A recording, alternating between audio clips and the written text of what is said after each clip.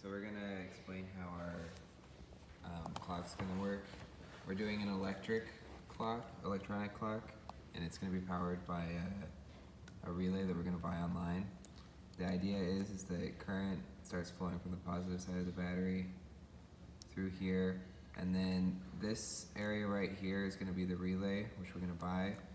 And naturally the switch is gonna be in this position, so it's gonna flow through here, across the resistor, and then once it reaches this electromagnet, actually current's gonna split here, so it's gonna start charging the capacitor and go through the electromagnet. And at a certain point, the electromagnet will pull this switch to flip to this position.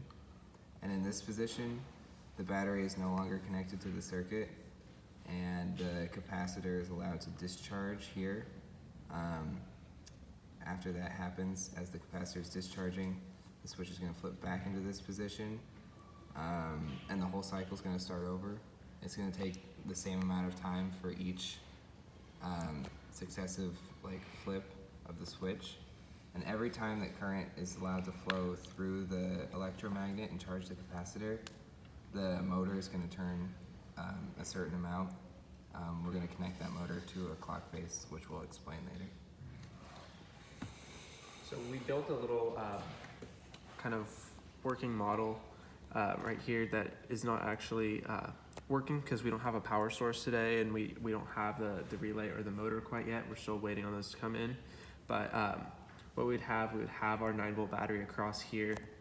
Here we have our capacitor and our resistor. This is where the relay would be, connecting the capacitor to what here is the LED, but will be the motor in our clock. So the relay would periodically turn on and off the switch. In this case, if we had the proper power source, the LED would turn on and off periodically, which corresponds to the motor turning the clock face in time.